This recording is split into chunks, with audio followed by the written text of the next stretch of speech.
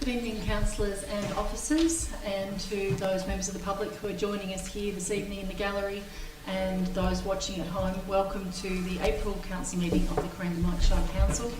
We've already had a little bit of action here in the council chambers. It was exciting to welcome 7 new Australians prior to the meeting, come from all over the world, so it was a wonderful celebration with their families and friends. I'd like to begin with the prayer, councillors. We ask for guidance and blessing on this council. May the true needs and well-being of our communities be our concern. Help us who serve as leaders to remember that all our decisions are made in the best interests of the people, culture and the environment of the Corangamite Shire. Amen. We acknowledge the traditional custodians of the land around Corangamite Shire, the Eastern Mar and Wadawurrung people. We pay our respects to all Aboriginal elders and peoples past, present and emerging. I'd like to introduce councillors and staff sitting around the table this evening. To my left is Deputy Mayor Geraldine Kennedy, Councillor Joe Beard, Councillor Jamie Vogels, and to my right is Councillor Kate Macon, Councillor Laurie Hickey, and Councillor Nick Cole. Our CEO is Andrew Mason, Director of Sustainable Development, Ms Justine Linley, Director of Works and Services, Ms Brooke Love, and Acting Director of Corporate and Community Services, Mr David Madden. We also have with us this evening Finance Manager Adam Taylor, Manager of Planning and Building, Aaron Moyne, and Mr Lyle Bond, who is Manager of Environment and Emergency Services. Welcome all for tonight's meeting. Mr CEO, have there been any, there are no apologies, are there any declarations of conflict of interest?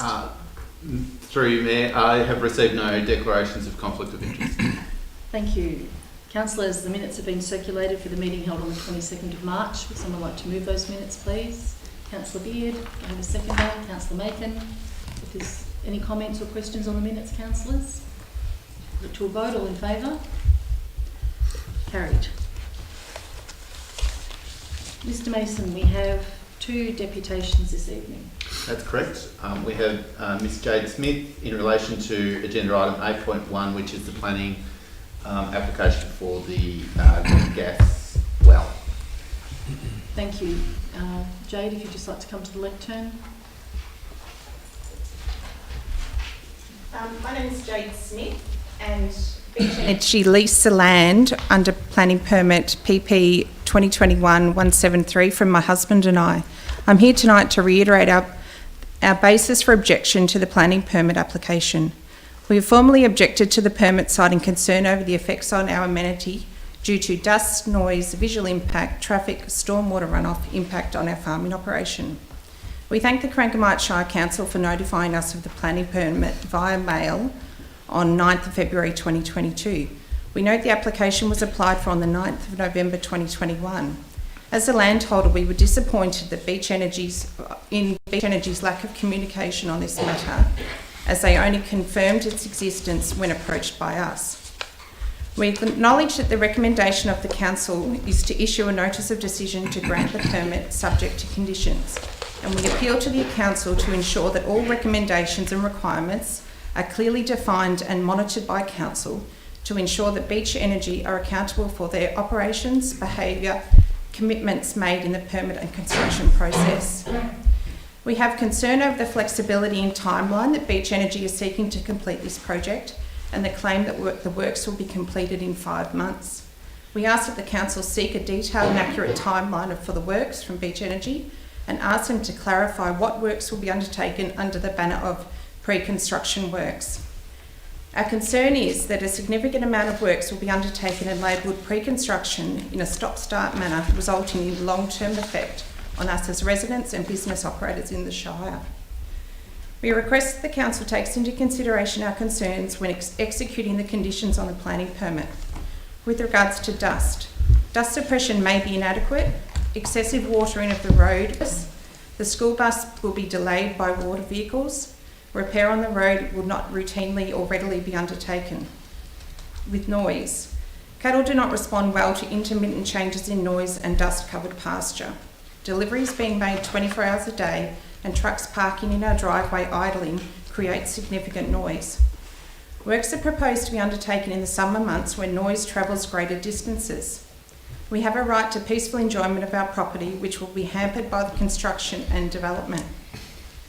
With visual impact, minimal moves have been made by Beach Energy to minimise the visual effect of the development. Shade cloth is not appropriate for this location or good for the environment when it needs replacement on a regular basis. Vegetation would be more effective.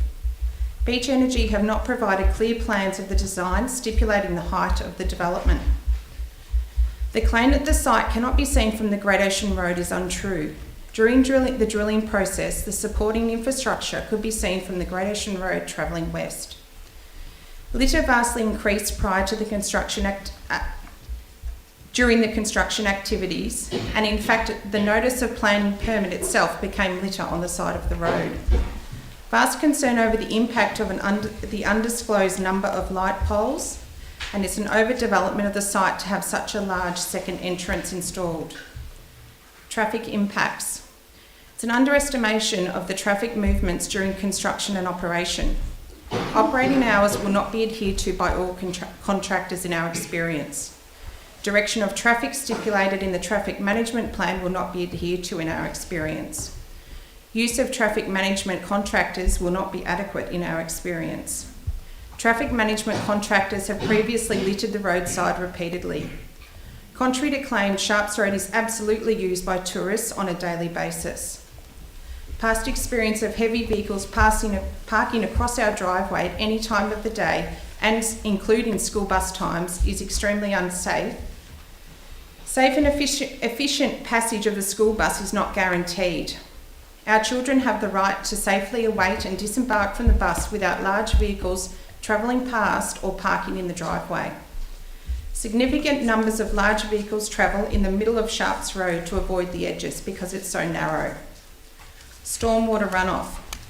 Beach Energy previously underestimated the amount of water that would be created from the site. Beach's current stormwater management plan is inadequate. It involves water draining through our land, resulting in saturation and opportunity to contaminate. Contractors have previously pulled the plug on the storage dam, resulting in flooding of our land, Sharps Road and neighbouring property. Beach have not acted on any of the drainage assessments that have been undertaken previously, and we face another year of flooding from their site. This will only get worse with the development in the planning permit. The impact on farming. In operating a highly productive dairy farm business, that is in part attributed to healthy, content cattle. We do not welcome the dust on the pastures, the intermittent noise, lighting or disruption to our farm in operation. Thank you to the Council for the opportunity to express our concerns and for any consideration given to our objection. Thank you, Mrs Smith. Mrs Maslin, would you like to come to the lectern, please? This is in relation to agenda item 8.2, planning permit application for a two-lot subdivision, 6 Little Street, Camperdown. Thank you for this opportunity to have my say about this development, because I think it invades my privacy where I live when they build the house, which at that time I won't have any say how they build or what they build there. And I don't think it's right that you just don't get a chance to have any opinion about it. When I bought the house, I couldn't even see the house behind me. Now that's all changed. When you come from the country and move into the town, it's not easy. Thank you. Thank you, Mrs Maslin. Councillors, go to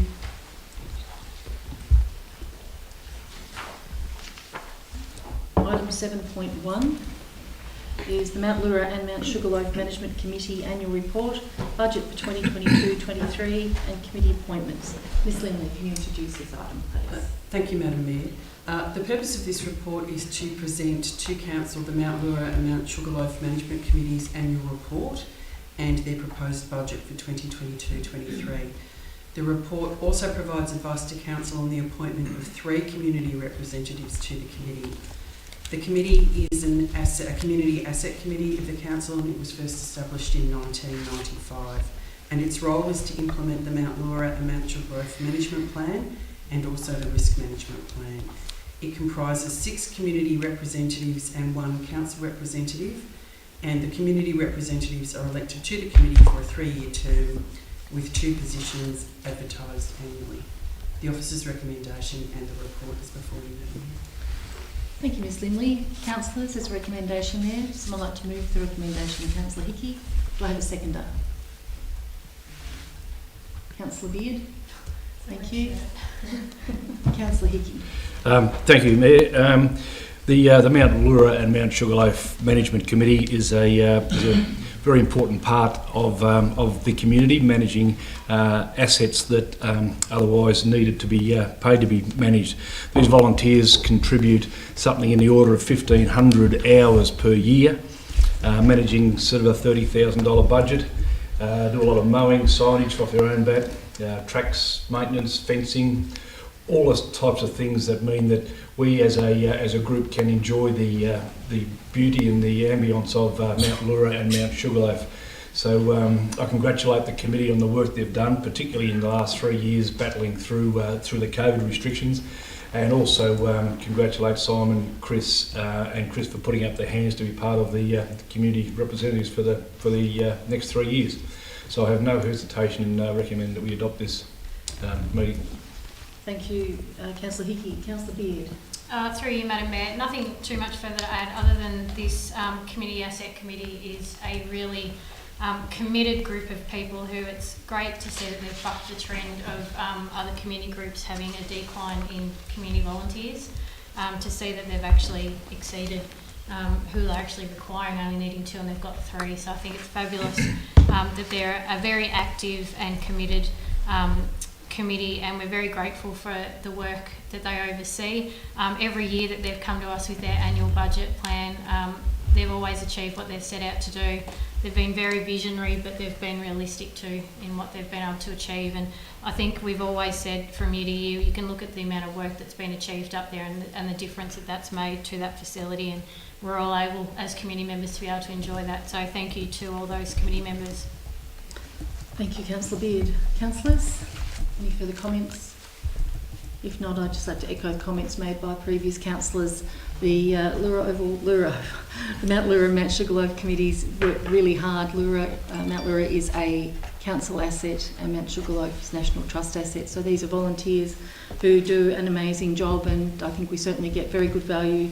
Council contributes $30,000 to their budgets, and they've been very good at attracting funding over the years. So I absolutely congratulate all the volunteers, the Friends of Mount Lura group as well as the committee of management, and thank the 3 nominees who will take on that role.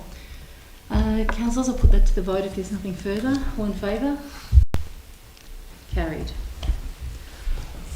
Item 8.1, Planning Permit Application PP 2021-173, the use and development of land for petroleum production, a gas well, and removal of native vegetation associated with the construction of access. Great Ocean Road, Sharps Road, Port Campbell. Mr Moyne. Thank you, Madam Mayor, and through you I present Council with this report for Planning Permit Application PP 2021-173. The application seeks planning approval to use and develop the land for petroleum production as a gas well and carry out associated site works. The proposed use will operate 24 hours a day, 7 days per week, and be monitored remotely from a central control room at the Otway gas plant. It will deliver raw gas from the Otway Basin reservoir for input and processing at the gas plant, producing natural gas for commercial and residential use. Proposed development and infrastructure required at the site is outlined in the planning report and includes production infrastructure to control gas flows and modules to maintain, clean and inspect the pipeline. Native vegetation removal associated with the new access is also proposed. The production well is a key project and a piece of gas infrastructure to supply and meet Victoria's current and future mixed energy needs, and represents a planned major investment by Beach Energy. Notice the application has been given and Council has received 2 objections which raise issues surrounding amenity impact, native vegetation issues, traffic impacts, stormwater and drainage, environmental impact and agricultural impact. Issues raised by the objections have been addressed within the planning report, in particular those issues raised regarding residential amenity through dust, noise and lighting. Planning assessment of the application finds that the proposed gas production facility should be supported. The proposal will facilitate new energy gas processing, utilising existing assets at the Otway gas plant, whilst ensuring continued gas supply which will benefit industry, community and domestic needs. The use and development is appropriate for the site, and environmental and amenity issues can be adequately managed through specific conditions, requiring management plans and upgrade works to occur before the development starts and during operation of the facility. The recommendation is provided before you. Thank you. Thank you, Mr. Moyne. Councillors, there's a recommendation there. Would someone like to move the recommendation? Madam Mayor, Councillor can Vocals? I move the recommendation, the officer's recommendation with a few alterations to the motion? Can you outline those, please? This is to tighten up the conditions relating to dust suppression and lighting, and I've had these forwarded to all the councillors for your support. Condition 14 has been included to directly deal with dust suppression treatments and management on Sharps Road and on site. Condition 3, 5, 7, 12 and 13 each cover amenity dust related issues. And condition 17 requires lighting to be designed and baffled to prevent light spill outside the curtilage of the site and to nearby dwellings. And these are the conditions that have changed in the recommendation that I'll forward to the councillors. Okay, councillors, has everyone received a copy of those amended, the recommended amendments to the recommendation? So you're moving that, Councillor Vocals. Thank you. Can I have a seconder, please? Councillor Macon, thank you. Councillor Vocals, do you want to speak to your motion? Yes, thank you, Madam Mayor. So Enterprise 1 exploration well site we're talking about. And the application for the Enterprise 1 exploration site is in a rural conservation zone and is predominantly for agricultural production associated with the dairy industry. The application demonstrates the proposed use and development can occur and operate in a way that recognises and manages potential risks. Once in operation, the production well will deliver raw gas from the offshore Otway Basin Reservoir for input into Beach Energy's Otway gas plant, and the raw gas will be processed at the Otway gas plant, producing natural gas for commercial and residential use. Once operational, although unmanned, it will have a high level of oversight and will operate 24/7. Of the conditions raised in submissions by the neighbours, although addressed in the permit, I would hope that Beach keep in close contact, especially during the construction stage, with the neighbours and ensure contractors adhere to permit conditions. And I would also like to see that Sharps Road is dressed with a high quality dust suppression and all the other conditions. Hopefully they can demonstrate that they're good corporate citizens and adhere closely to all the other conditions. Thank you. Thank you, Councillor Vocals. Councillor Macon. Thank you, and through you, Madam Mayor. Significant gas resources and infrastructures are available in the Corangamite, which contributes to the Shire's economy, and Council's local policy seeks to facilitate development of gas processing and storage facilities. But we must also have the protection of the environment, and significant landscape must be balanced against the need to support the investment and the development of infrastructures associated with natural resources exploration and extraction. The proposed production well is required to facilitate the delivery of gas from an offshore reservoir for input into the Otway gas plant for processing and distribution to the domestic and commercial gas network. The light poles and the cold vent pipe are the tallest part of the plant, being 6 metres tall. However, these items don't have significant bulk. The lights are to be switched off at all times and only used when workers are needed to fix or investigate something within the plant. And this lighting should be baffled to prevent spill and illumination outside the facility. and impacts to the neighbouring properties as listed in condition number 14 and 17. The use of appropriate materials that blend in with the surrounding environment will ensure that the proposed development will not impact on the significant landscape, and this will be monitored as stated in condition 1. The construction of the second access will result in approximate lost vegetation of 210 metres squared. The access is proposed to ensure that traffic and vehicle movement, particularly through the construction of the proposed production well, is better managed. There is vegetation along the entire length of the roadside adjacent to the well site. Removal of the vegetation cannot be avoided, but through conditions 21, 22 and 23, I feel this can be managed. I understand the concerns by the landowner and the neighbours, but I feel that through the 28 conditions and the subcategories of the conditions that have been put on the recommendation as outlined by Councillor Vogels, that this can be well monitored and controlled.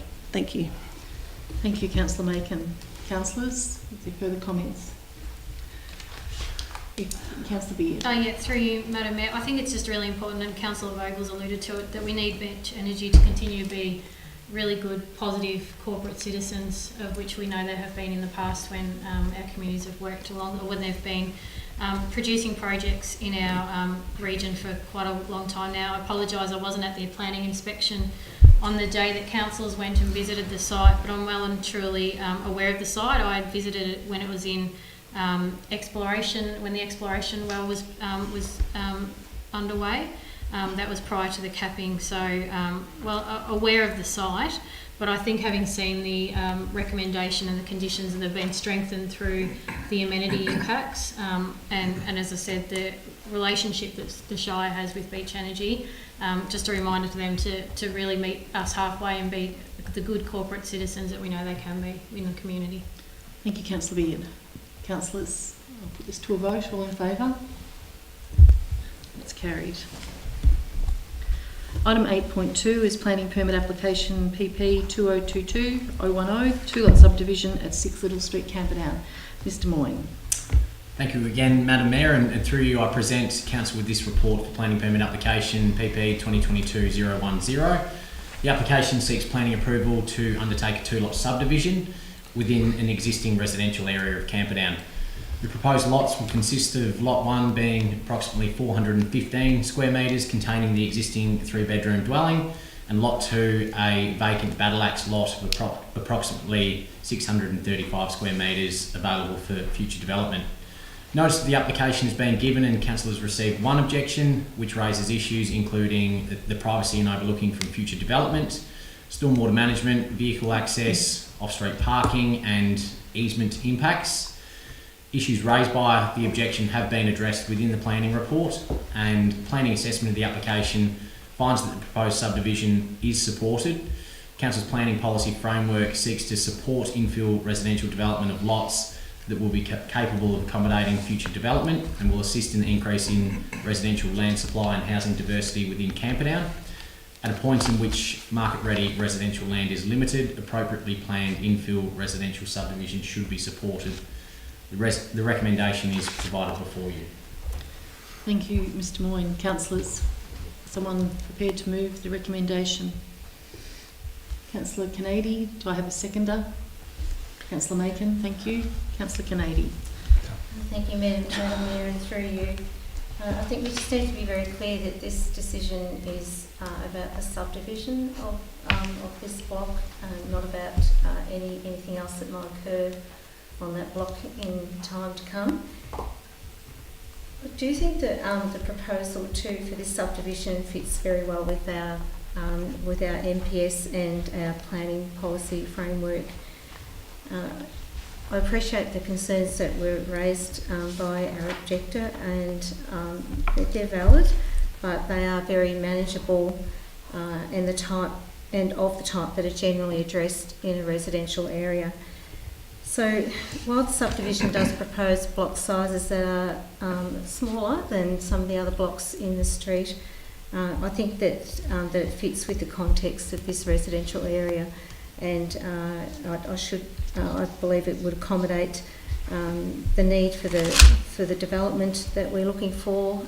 We're looking for infill development in our towns. It's sorely needed with the demand for residential blocks at this time. You know, if it's done appropriately, if the infill development is done appropriately and is strategically located, it can work very successfully.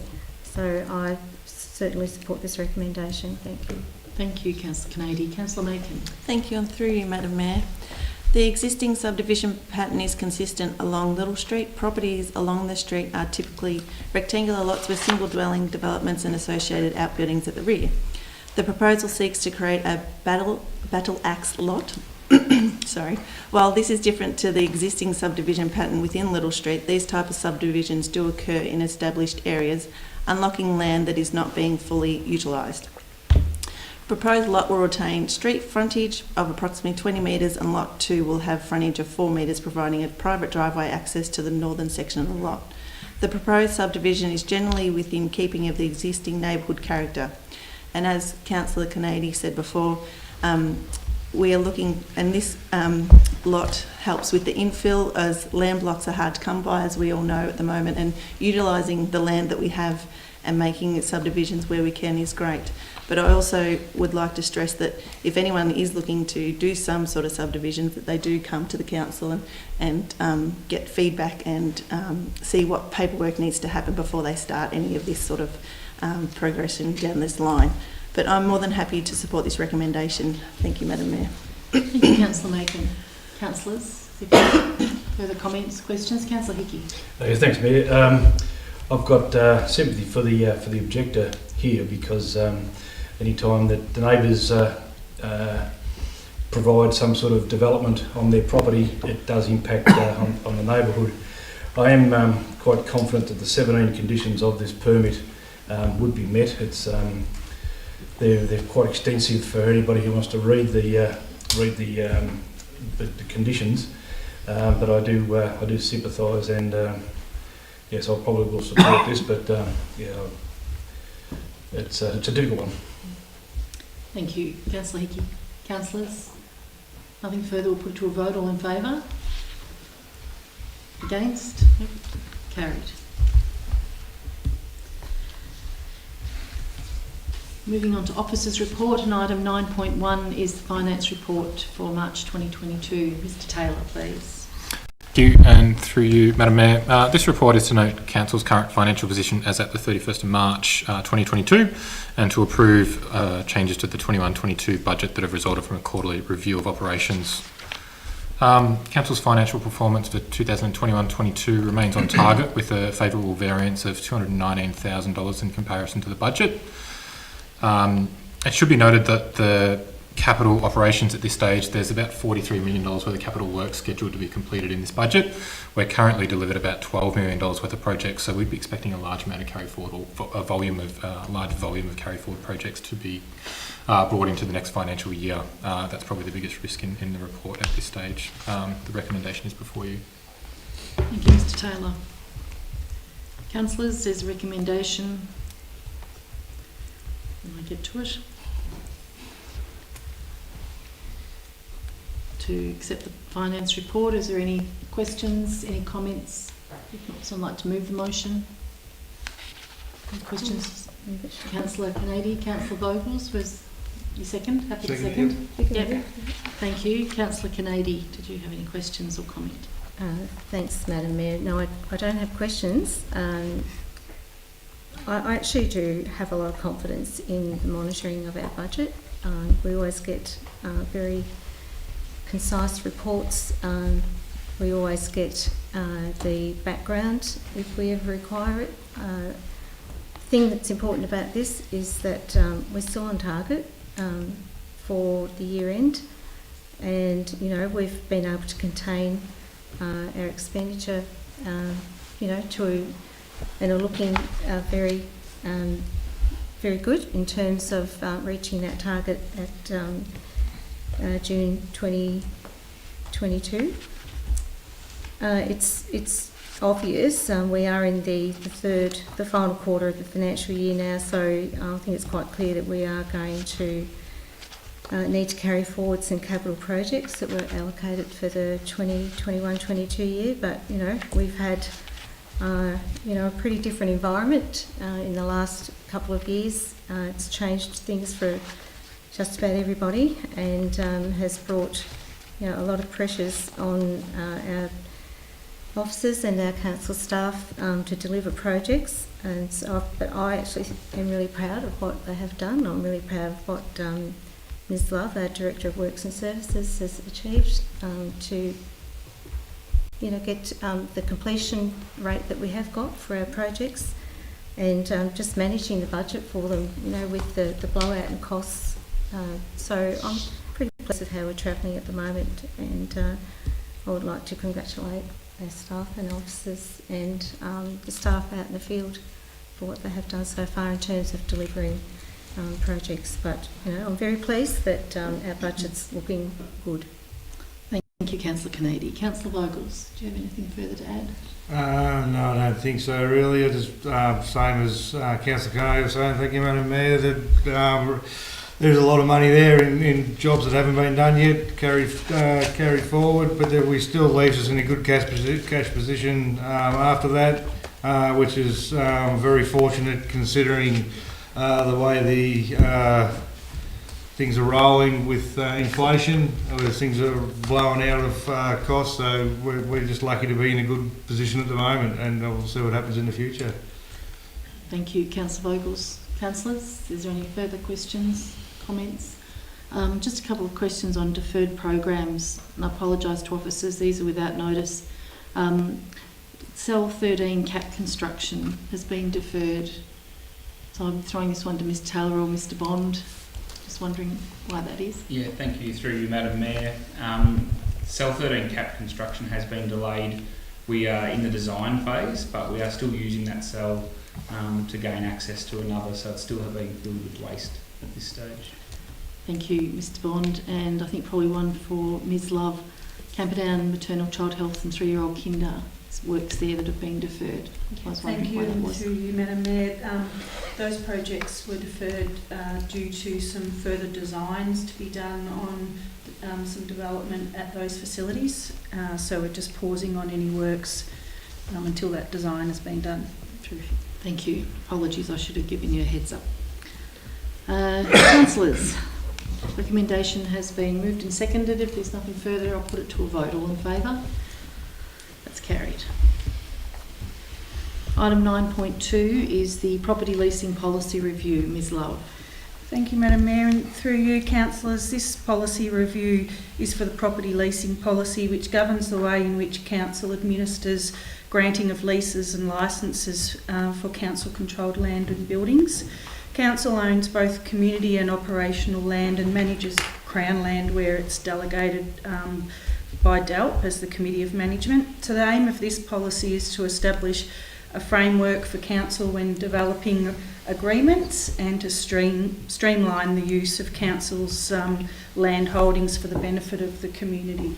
The policy review is minor, referencing the new Local Government Act and council's 2021-2025 plan. The recommendation is before you. Thank you, Ms Love. Council's a recommendation revoking the current policy and adopting the new policy. Would someone like to move that, please? Councillor Vogels, seconder. Councillor Hickey. Councillor Vogels. Councillor Vogels is trying to speed things along by saying that's procedural. Thank you, Madam Mayor. Councillor Hickey. The changes here are very small, but they do help us manage the facilities and the leasing policy, so I've no problem seconding this motion. Anything further, councillors? Certainly it's a very important policy, and we know that a number of community groups are able to take advantage of a cheaper rent on their buildings. Okay, someone like to, I've got a mover, I've got a seconder, I'll put it to a vote. All in favour? That's carried. Item 9.3 is the sale of council land and buildings policy review. Ms Love. Thank you, Madam Mayor, and through you, the sale of council land and buildings policy outlines the way in which council administers its real estate assets, and it's applied to any of council's assets that are considered surplus to requirements and with the intention that they be sold. The policy guides the way in how council reviews the status of the assets and determines if they are to be surplus to requirements. Again, the policy has only been reviewed with minor changes and is recommended to you in the paper. Thank you, Ms Love. Councillors, recommendation to revoke the existing policy and adopt the new one. Someone like to move that, please? Councillor Cole, do I have a seconder? Councillor Macon, thank you. Councillor Cole. Thank you, Madam Mayor. I think this is mainly procedural, just tightening up a few things, and I don't think we're planning on selling much at the moment. Just, as I said, mainly tightening a few things up and bringing it into line with other acts. Thank you. Councillor Macon. Thank you, Madam Mayor. The policy guides the way in which council reviews the status of these assets and determines if they are surplus to requirement. And it's important that all council land and buildings should be reviewed regularly to ensure that the land and buildings is being held for the specific purpose and the current and future use identified for its potential. And I thank the officers for producing these reports. I know they can be tedious at times, but they're very important policy reviews and we need them. So thank you very much for the people that have put these together. But other than that, thank you, Madam Mayor. Thanks, Councillor Macon. Any further councillors? All in favour? It's carried. Item 9.4 is the swimming pool maintenance policy. Ms Love. Thank you, Madam Mayor. Through you, councillors, the operation and management of our 6 councils' pools involves a partnership between council, the Community Asset Committee and the YMCA, the pool contractor. And the swimming pool maintenance policy outlines the responsibilities and maintenance responsibilities for each of those parties. This policy has worked well over many years, and as such there's only minor amendments that have been made, largely to comply with the Local Government Act 2020 and updated references to our strategic documents. The recommendation is before you. Thank you, Ms Love. Councillors, would you like to move the recommendation? Councillor Hickey. Do I have a seconder? Councillor Cole. Councillor Hickey. Thanks, Mayor. The changes again are quite small, but it's a very, very important policy all the same, where it looks after community assets, particularly those that relate to the wellbeing and health of our residents, giving an outdoor opportunity for people to enjoy each other, come together, but also maintain some very strong governance over the legislation and how the pools operate. So I have no hesitation in adopting this. Thank you, Councillor Hickey. Councillor Cole. Thank you, Madam Mayor. Same as Councillor Hickey, swimming pool maintenance is important. We found that out at Lismore. I do believe that swimming pools are a very important part of the Shire. Everyone should learn to swim. It's sort of one of life's basic skills that we should all learn about, because we don't know where we're going to end up in strife in water. So very important part of everything, of being healthy and outdoors. But the swimming pools need to be maintained. This is updating that policy. Thank you. Thank you, Councillor Cole. Councillors, anything further? All in favour? Carried. Item 9.5 is the corporate purchase card policy. Mr Taylor. Thank you, and through you, Madam Mayor. Purchase cards provide an efficient means of purchasing through council, which significantly reduce the cost of processing invoices through. Whilst purchase cards are a flexible and efficient way to make purchases, they also constitute a fraud and corruption risk. This policy ensures controls are in place for the cards to avoid fraud and misuse. The policy is an existing policy with only minor changes to reflect the new Government Act and just to reflect the new policy format. The recommendation is before you. Thank you, Mr Taylor. Councillors, would like to move the recommendation? Councillor Kennedy, do I have a seconder? Councillor Macon. Councillor Kennedy. Thank you, Madam Mayor, and through you. There is no doubt that the use of credit cards within any organisation requires appropriate controls, and the messaging I see in our organisation, the Corangamite Shire, is very clear around the proper procedures and use of credit cards. I think our policy is robust enough in its guidelines. We have input from our Audit and Risk Committee, and it takes account of the recommendations of the Victorian Auditor General's Office. which obviously we have to do. It also operates alongside related policies and a detailed internal control framework. So I think it does provide clear direction for use and procedure, and obviously that's very important that those directions are very clear, and we have that within this policy. Thank you. Thank you, Councillor Kennedy. Councillor Meakin. I don't have much further to add. Thank you, Madam Mayor. I think Councillor Kennedy has summed it up all perfectly, so thank you. Thank you. Councillors, are there any other questions, comments on this item? I agree, it is a very important policy, and we do have a very strong framework around the use of corporate credit cards. That's quite evident through that policy. Councillors, we'll move it to a vote. All in favour? Carried. Item 9.6 is the borrowing policy. Mr Taylor. Thank you, and through you, Madam Mayor, the borrowing policy establishes the objectives and principles that outline when it is appropriate for Council to undertake borrowings. Historically, Council has had some borrowings, although currently Council is debt-free. It's important to have the policy in place to ensure that future decisions around debt are consistent with aspirations of Council. The policy is an existing policy with minor changes to reflect the new Local Government Act, and the recommendation is before you. Thank you, Mr Taylor. Councillors, someone happy to move the recommendation? Councillor Hickey, do I have a seconder? Councillor Cole.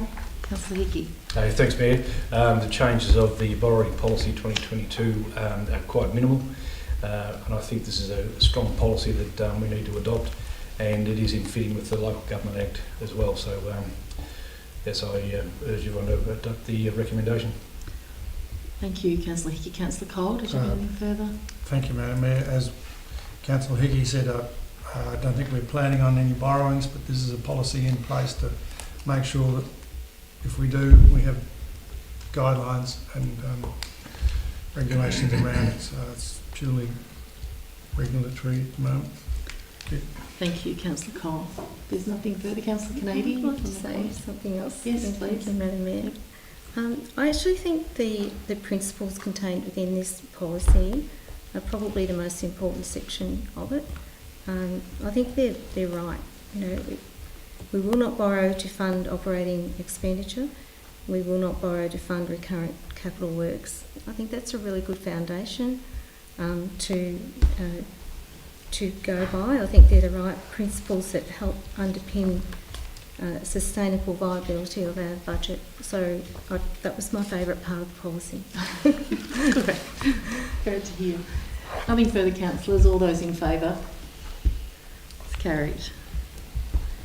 And the rating of residential properties used for charitable purposes policy, Mr Taylor.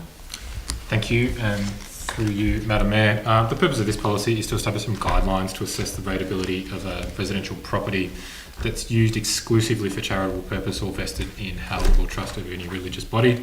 Whilst it's a rarely used policy, it's important to have those guidelines in place to ensure that Council makes the correct decisions. As per the other policies, there's minor changes to this policy, noting that the Local Government Act hasn't changed in relation to rating as yet, and if it does, we'll need to make a change to the policy.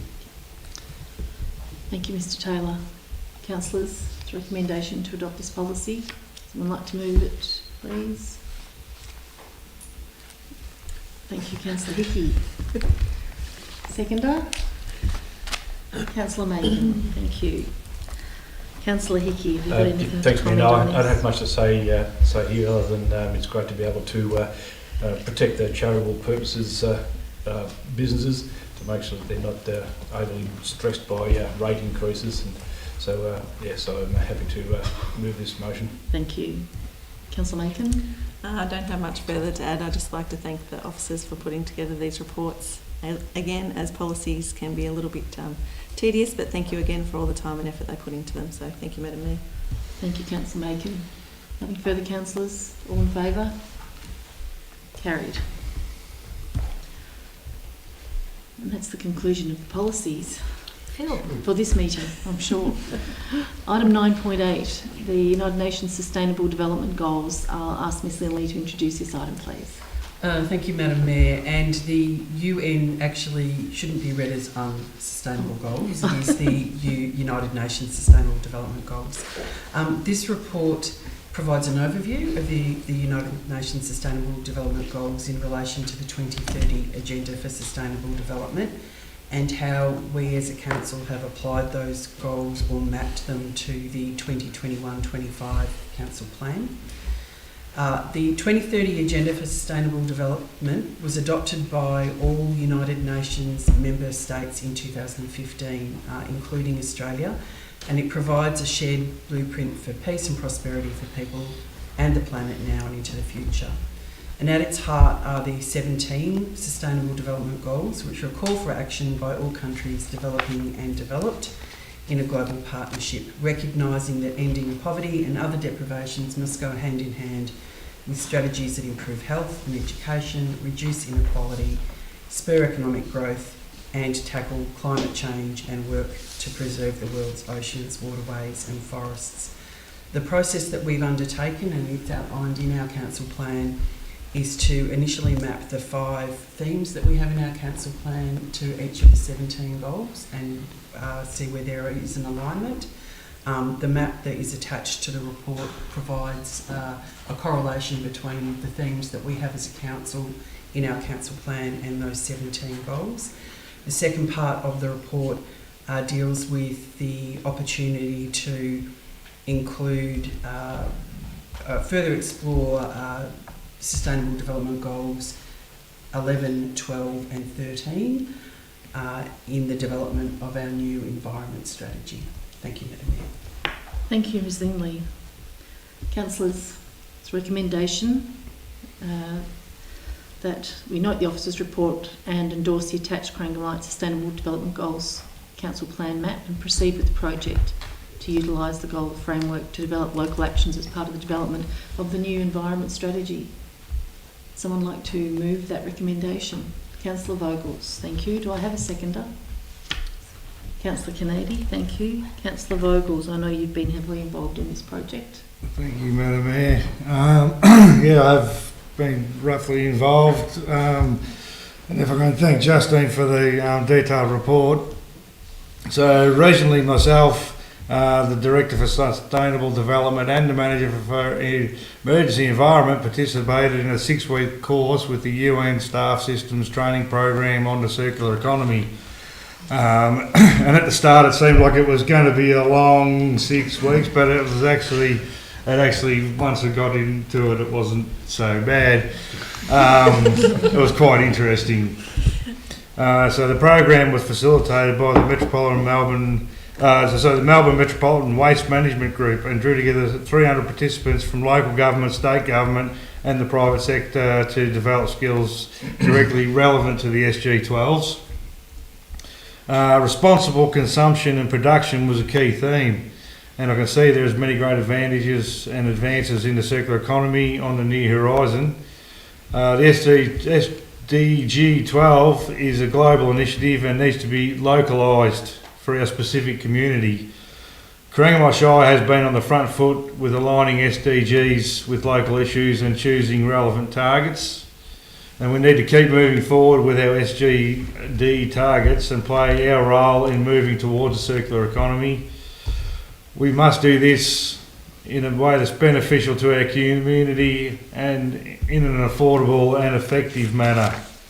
And I'm more than happy to move that we note the report and mapping of the SDGs to the 2021-2025 Council Plan and proceed to the next step in the implementation framework, namely engage with stakeholders and the community and proceed with the development of localised targets in the new environment strategy. Thank you. Thank you, Councillor Vogels. Councillor Kennedy. Thank you, Madam Mayor. Yes, I too was very, very grateful for Ms Lingley's detailed report because there is so much going on with this. I found it interesting that the Corangamite Community Vision 2040 contains a number of the themes that align with the SDGs, and so does our council plan, which we had sort of noted when the the community vision came in. That was quite a pleasing thing. Some of the issues that were raised were climate change, environmental sustainability, health and wellbeing, economic growth, and that indicates the relevance of the SDGs in the Corangamite Shire. So I think adopting them and mapping them to our council plan is a profound way of keeping those issues in focus and using the tools of the SDGs as part of our strategic planning work to look at what we can do locally in the Corangamite Shire, in the Corangamite Shire environment and in our community that is tangible and actually does make a real difference. Thank you. Thank you, Councillor Kennedy. Councillors, any further comments? I think these goals are really relevant. I think some of the issues are just so big that people think they can make no difference. But if everybody has common goals, we can stop working in silos and start working together to achieve some of these goals, if not all. I think they certainly, serve as major targets, and I'm glad that the council hopefully are going to take that next step and use them in our new environment strategy. I'll put the motion to a vote if there's no further comments. All in favour? Carried. To item 9.9, which is contract 2022-2024, transfer station waste, recycling, glass and scrap metal collection services. Mr. Bond. Thank you, and through you, Madam Mayor. The report seeks council approval to award the tender for transfer station waste, recycling, glass and scrap metal collection services at 6 transfer stations that council operate. These services specifically relate to skip bin movements and bulk haulage of those materials to their final destination. Of note in the tender is the provision of glass, which is to be separated from the commingle service at transfer stations, and also that new bins with both lids and a more structural appropriate for our sites to be hauled by the contractor is included in this tender. At the conclusion of advertising, there was 3 tender submissions. These were assessed by a panel, and councillors, a recommendation from that panel is before you. Thank you, Mr. Bond. Councillors, there's a recommendation there. So it's Schedule 1, 2 and 3 to be awarded to Wheelie Waste, and the waste scrap metal is to go to C&B Eccles for Proprietary Limited. Does anyone have any comments, questions, or is there someone prepared to move the recommendation? Prepared to move the motion? Thank you, Councillor Macon. I appreciate that. Thank you, Councillor Vogels. Councillor Macon. No worries. Thank you. Through you, Madam Mayor. The overall provision of the service under the new contract is estimated at $232,000, which is in the order of 105 per annum higher than its current service cost. This is mainly due to the increased cost of service, such as fuel and the transport costs, and the provision of glass collection skips as a requirement by the state government, and the new need for new hire bins as part of the service. There will be no cost to council for the collection of the scrap metal from the transfer station and the council depot. The cost associated with the supply and collection and emptying and the replacement of the bins is offset by the income from the sale of the recovered material. So I'm quite happy to award Schedule 1 and 2 to Wheelie Waste and Schedule 3 to CB Eccles. Thank you. Thank you. Councillor Vogels, did you have anything extra? Thank you very much. To echo what Councillor Macon said, 105 K increase is a hell of a lot, but I think a third of that's due to the glass collection system.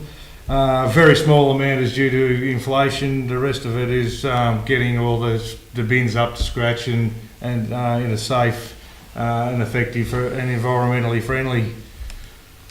Thank you, Councillor Vogels. Councillors, anything further on this item? Put it to a vote. All in favour? It's carried.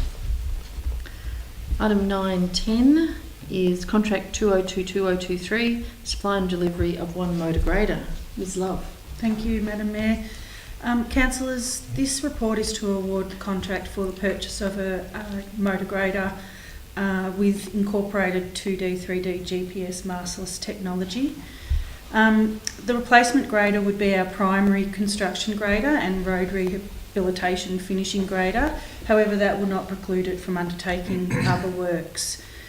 The CAT grader would also complement our existing fleet of graders, as there are many synergies with the existing fleet for servicing parts and operator versatility. The 2D, 3D GPS mastless technology incorporated into the machine was considered a vital component for the purpose of this grader to ensure council's workforce has access to the advancing technology, but also to improve and assist with improving accuracy in our road construction methods.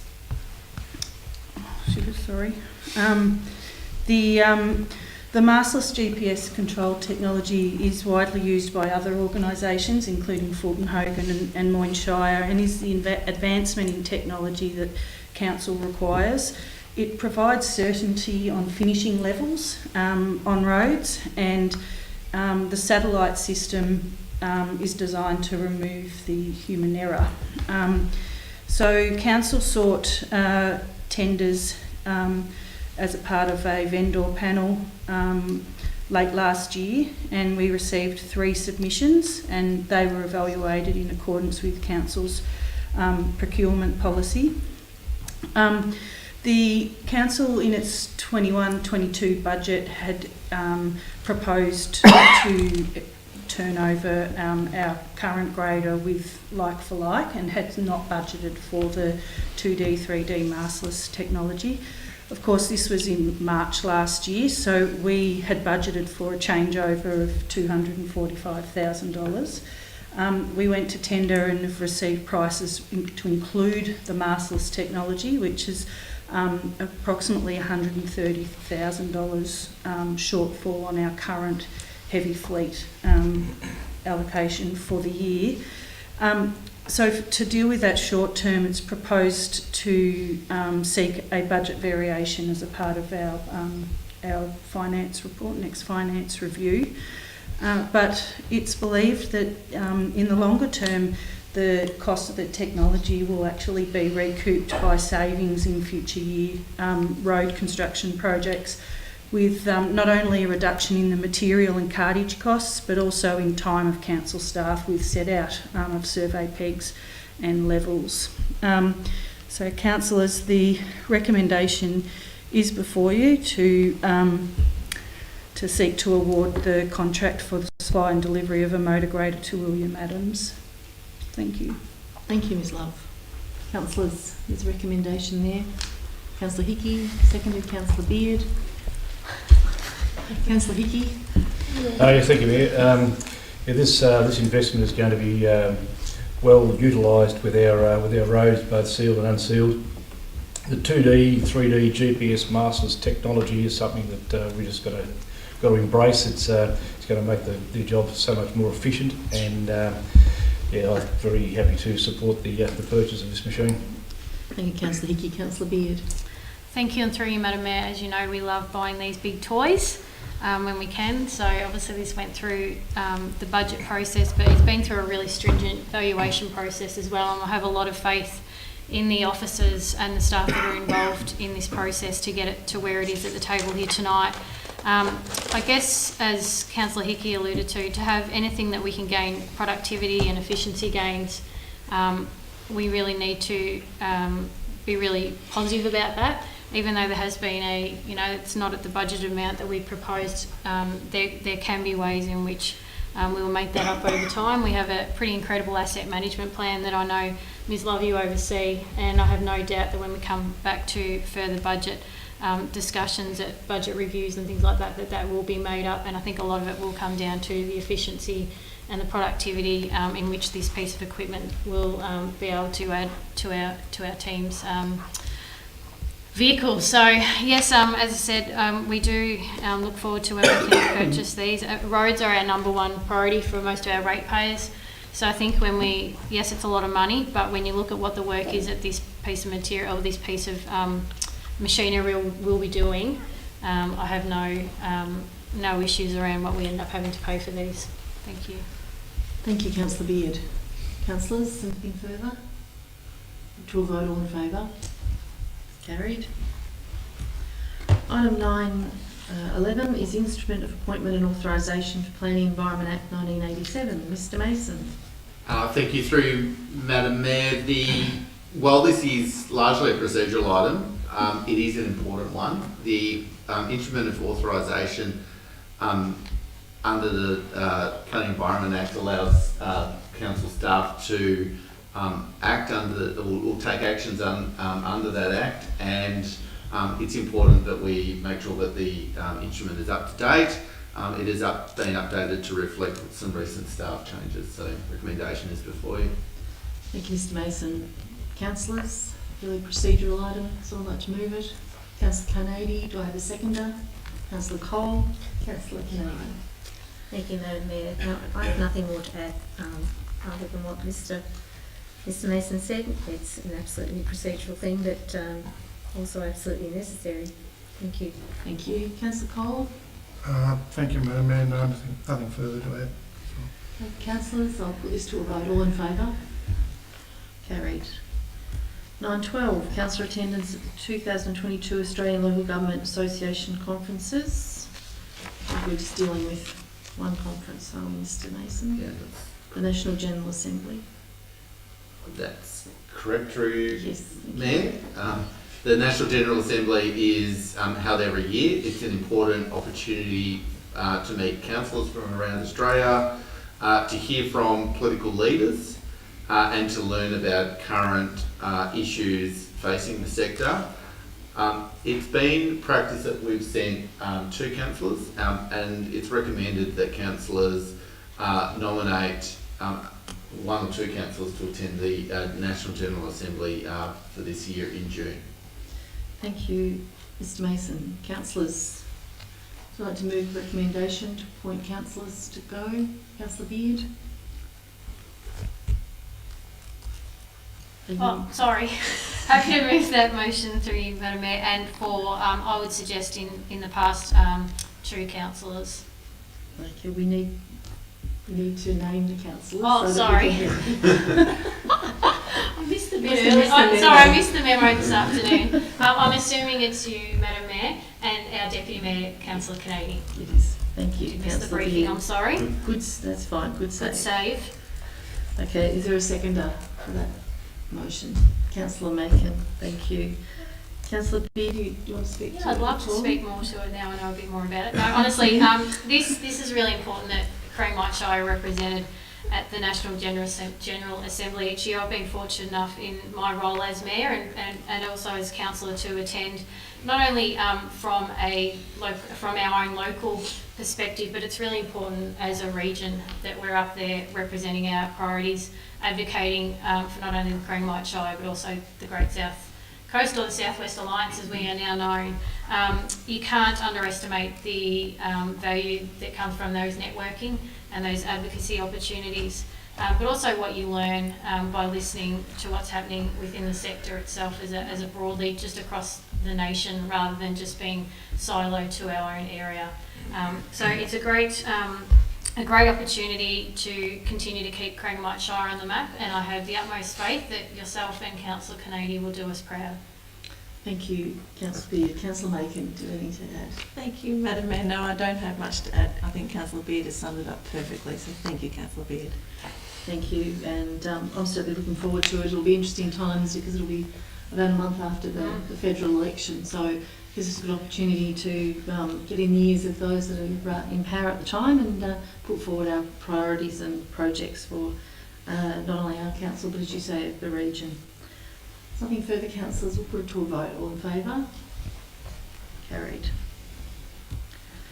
Item 9.13, Local Roads and Community Infrastructure Funding Phase 3 Extension. Speaking about the federal government, Ms Love, I'll ask you to introduce this item, please. Yeah, thank you, Madam Mayor, and through you, councillors, Corangamite Shire will receive an additional $2,285,555 under the Federal Government's Local Roads and Community Infrastructure Program Phase 3 Extension.